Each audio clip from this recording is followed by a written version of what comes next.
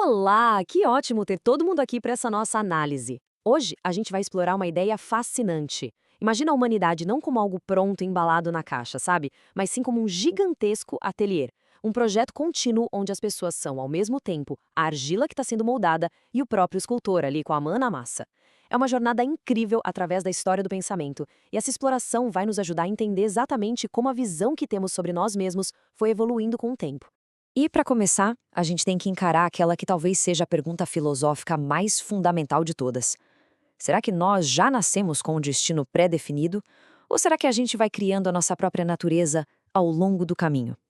Essa perguntinha simples, na verdade, é o grande motor de uma mudança de paradigma histórica dramática que a gente está prestes a investigar. Certo, então vamos mergulhar nisso. O nosso roteiro hoje é o seguinte: a gente vai começar pela pergunta fundamental, depois passar pela busca pela essência e entender a grande ruptura. Aí vamos analisar a construção e a alienação até finalmente chegarmos à existência precedendo a essência. Bora lá? E a gente começa exatamente pelo ponto 1, a pergunta fundamental, que é onde todo esse debate ganha vida e começa a esquentar. Olha só que contraste interessante. De um lado, a gente tem a ideia bem clássica de natureza humana. Pensa nisso como se a gente nascesse com uma essência inata, um propósito universal já de fábrica. A missão, nessa visão, seria só realizar um potencial que já está lá dentro. Mas do outro lado, batendo de frente com isso, vem a ideia de condição humana. Essa já é uma visão bem mais moderna, que diz, não existe uma definição universal fixa para todo mundo. Nós somos definidos pelas nossas situações concretas e pelas relações que construímos no mundo. Ou seja, é uma investigação constante para descobrir o que a gente faz de nós mesmos a partir do que a vida nos entrega. E isso nos leva, de forma bem natural, ao nosso segundo passo, a busca pela essência. Vamos voltar um pouco no tempo para entender de onde surgiu essa visão clássica. O que é muito interessante de notar aqui é o famoso dualismo de Platão. Pensa numa balança. De um lado você tem o corpo, físico, material, cheio de falhas, mortal e totalmente movido por instintos. E pesando do outro lado, de um jeito bem diferente, está a alma, imaterial, perfeita, imortal, a verdadeira casa da nossa razão. Para Platão, a essência humana estava lá, na alma. E a regra era clara. A alma racional precisava estar sempre no controle, guiando esse corpo mortal para a gente não se perder nas armadilhas e imperfeições físicas da vida. Já com Aristóteles e a sua célebre definição de que o ser humano é um animal político, a coisa funciona meio que numa escadinha de 3 passos. Tudo começa no passo 1 com o logos, que é a nossa capacidade de raciocinar e de falar. Só que a razão sozinha não faz verão, né? Então a gente vai para o passo 2, o compartilhamento.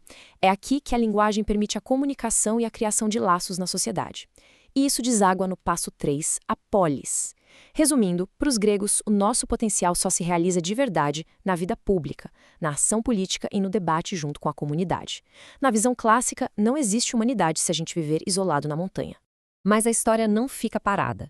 E aí a gente entra no nosso passo 3, que marca uma verdadeira grande ruptura na forma de pensar. E que ruptura gigantesca foi essa do Renascimento? Imagina que antes a gente vivia o teocentrismo medieval, que pesava tudo para baixo.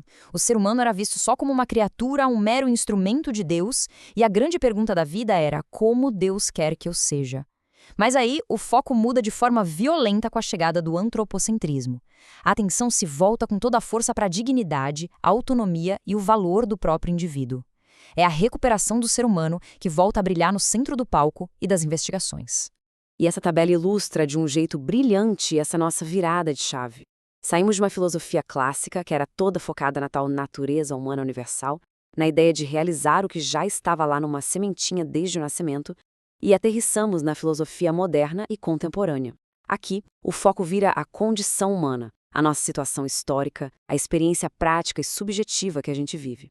O indivíduo deixa de ser um projeto fechado com um final previsível e vira uma obra aberta, literalmente se moldando de forma ativa na sociedade.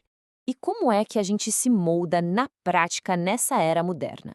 Vamos para o passo 4, que fala justamente sobre construção e alienação. Se a gente olhar para a visão do Karl Marx sobre o trabalho, existe um ciclo contínuo bem interessante. Ele argumentava que o ser humano age sobre o mundo e, ao transformar a natureza através do trabalho criativo, acaba modificando a si mesmo no processo. Ou seja, nós somos a nossa própria matéria-prima.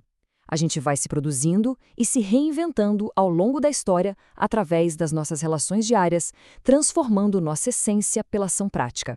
Só que aí veio a Revolução Industrial e causou uma fratura enorme nesse ciclo todo. Sabe aquela imagem icônica do Charlie Chaplin preso no meio das engrenagens da máquina? Ela traduz com perfeição a ideia de alienação. A divisão extrema das tarefas de fábrica quebrou a conexão entre quem cria e o produto criado. O trabalho, que antes era o que nos tornava mais humanos, virou uma coisa puramente mecânica. E isso leva ao que a gente chama de reificação. É um termo chique para dizer coisificação. O ser humano é reduzido a apenas uma pecinha na engrenagem industrial, perdendo quase toda a sua essência criativa. Para tentar organizar como a gente vive nessa modernidade toda complexa, a filósofa Hannah Arendt estruturou a chamada Vita Activa em 3 pilares fundamentais. Na base, a gente tem o trabalho ou labor, que tem a ver com a sobrevivência biológica, comer, manter o corpo funcionando. Subindo um degrau vem a obra, que é a nossa capacidade de transformar a natureza para construir um mundo artificial, a nossa cultura.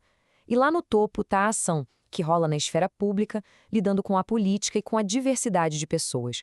Para Arendt, a condição humana não pré-determina ninguém. Ela simplesmente cria o horizonte, o campo de jogo, onde a gente constrói a nossa vida, equilibrando essas 3 atividades. O que nos traz para o nosso quinto e último passo, que é uma verdadeira porrada filosófica, a ideia do existencialismo, onde a existência precede a essência. Lá nas raízes do existencialismo, a gente esbarra em 2 pensadores de peso. De um lado, o Kierkegaard, mostrando que ter total liberdade de escolha, na verdade, gera uma angústia constante. Por quê? Porque somos absolutamente responsáveis por tudo que a gente decide, e isso é um peso enorme. Do outro lado, temos o Nietzsche, trazendo a visão de vontade e sentido. Ele diz que o mundo não vem com um sentido pronto de fábrica.